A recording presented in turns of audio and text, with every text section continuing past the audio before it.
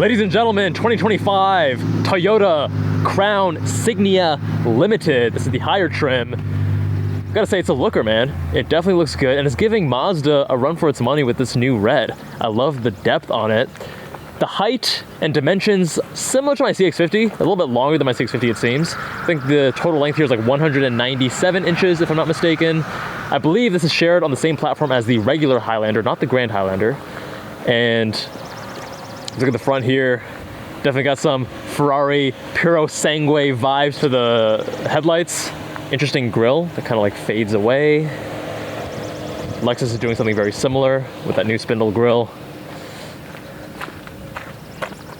And we're joined by Fenton's son from the Zygrene channel and Tyler from Realistick.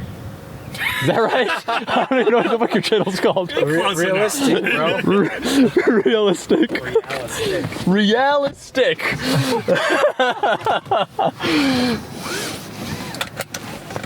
Oh, you're a tall boy. Gotta sit far back. You gotta get the lounge out. This is the crown. Get the lean with it. Your royalty in the crown. How's the legroom back there? Oh, good? Fantastic, yeah. Okay, so first impressions with the interior. I mean, the build quality, the quality of the material is pretty nice, right? Good build quality, good touch points. You got some of this, this was polarizing us. I think it's actually a step up from piano black, because you have the metallic flake to cover up some stuff, but definitely not perfect. Small step up. Small step up, small step up.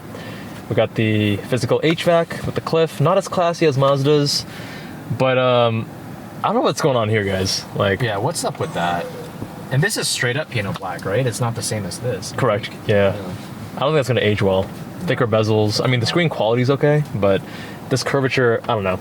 Mazda and Honda are definitely doing interiors in this generation a little bit better, I'd say. Definitely.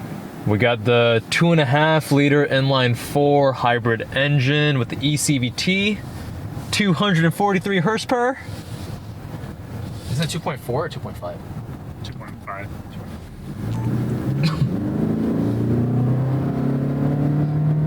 Oh, baby. Sounds like an S2000. I mean, it has 3 horsepower more than S2000, as you were saying earlier. Oh my god, this has a lot of body roll, bro. So the reason I was interested in this is that I guess I'm a sucker for good-looking CUVs. I think this thing looks great. And I'm like, hey, I got a CX-50, kind of similar size. How does this compare? CX-50 is definitely way sportier, but there's a good amount of body roll here. It's a lot softer than something like a CX-50, right? It's not trying to be as sporty. It's trying to be a little bit more comfortable, luxurious even, right? It's very plush from the back seat. And the steering is actually not bad. Like you were saying, the ratio is faster than you would expect. I think a lot of manufacturers are doing that these days, just to make it feel a little bit quicker. Yeah, and that's something that Mazda doesn't really do that much, which they want to focus on, like the precision. Yeah, the Jinbai like, you know, mid-corner adjustments with the CX-90. I think on the CX-90, the ratio is actually too slow, though. I agree. It's like, in like the parking lots, it feels like a pirate ship. Like a pirate ship? That's a good analogy. I like that. I like that. Yeah, the braking feels natural. I feel like Toyota's most recent hybrid generation, both the throttle and braking, they're very natural. You don't really feel when electric motors are either regenerating or contributing. Like it's very smooth and natural, which I appreciate. Like this, the new Prius, the TX550H, I think they all do that pretty well. Mm-hmm. The ECVT still has this, you know, the audio issue of just hearing it. The droniness. Yeah, the drone and just holding high revs, but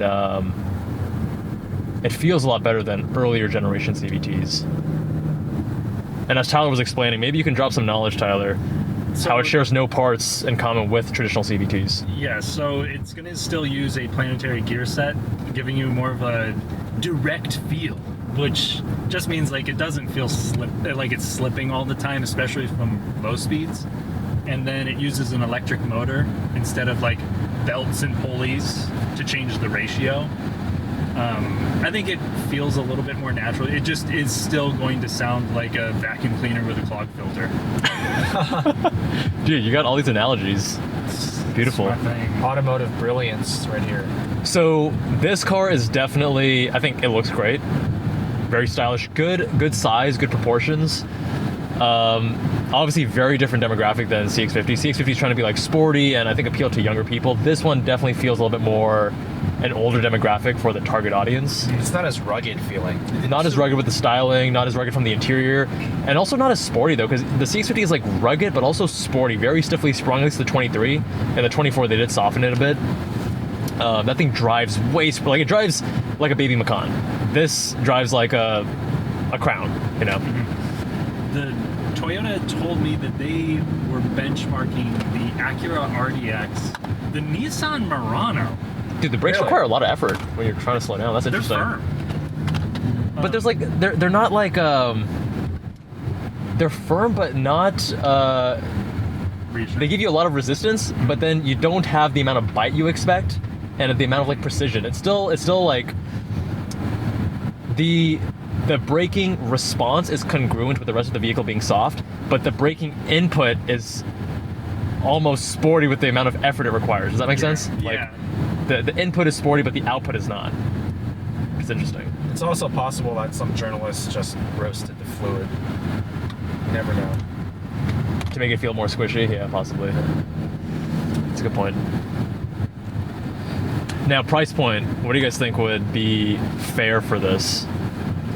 Like I was saying earlier, like from the passenger seat, like looking at it purely from how comfortable, how nice does it feel, I think it feels like a low to mid $40,000 vehicle. But when you add the super high MPG, I mean, we're averaging 36.2. I think this is also rated at 36, if I'm not mistaken, combined. Yeah. I'm sure people have been like just beating the snot out of it. So compared to your 650, like this is probably a good 15 MPG higher, right? So oh, dude, my 650, I get like, when it's hot, I literally get below 20 MPG. Not surprised. Even on the highway. And this one has traffic jam assist, it looks like, because that sensor's watching your face, which will tend to nag you, but it does control at below speeds of 25 miles per hour. I use it in the Prius. It was actually really good. Yeah. It was really good. I was impressed through Chicago. It was nice to have.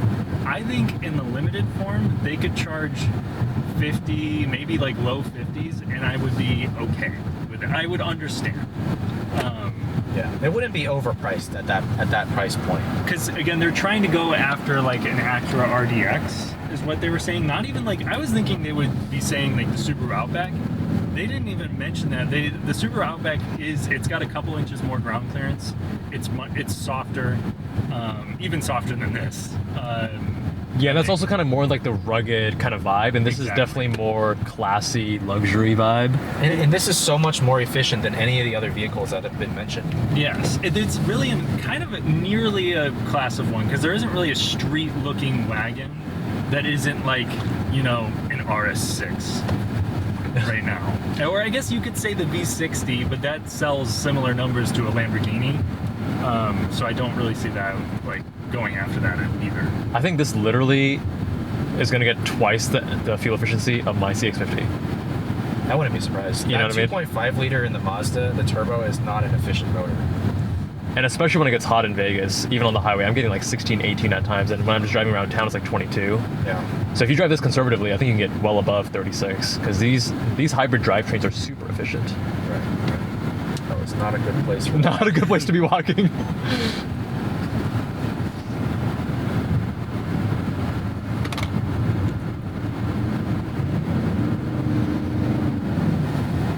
It's quiet, it's calm, it's comfortable. It's gonna get me from point A to point B safely, efficiently, comfortably, but I'm not gonna have too much excitement. Actually, the most excitement I'm gonna experience is walking away from it and just like looking back at it. Because I think, especially in this red, this thing looks so good. One of the PR people said it looked like the Ferrari Puro Single. From the front, it kind of does. It kind of does. Yeah. I was saying that earlier in the intro too. It kind of does. The CX-30 is the poor man's Pure Sanguis, so which one looks the best? That's the silhouette. This is the front end Fair. of the Puro Segway. Also, the cargo space here is pretty good. We folded the seats down. I feel like the cargo space is a little bit longer than my CX-50. Similar width, similar height. So you could probably fit a full-size bike back there too. No, you could sleep back there. I mean, maybe not you, because you're a little bit too tall. You're 6'3", right? I had enough space. I would think I could. I mean, if I had like a mattress, or not a mattress, a pillow or something, maybe stuff to like And no, you can flip something. I think they had something to cover like the footmarks. Well, it's 6.5 feet of linear cargo space with the seats folded, so good amount. All right, my friends, let me know what you think of the Toyota Crown Signia. Go check out Realistic with Tyler and Zygrene with Fenton's son. All right, my friends, much love. See you in the next one.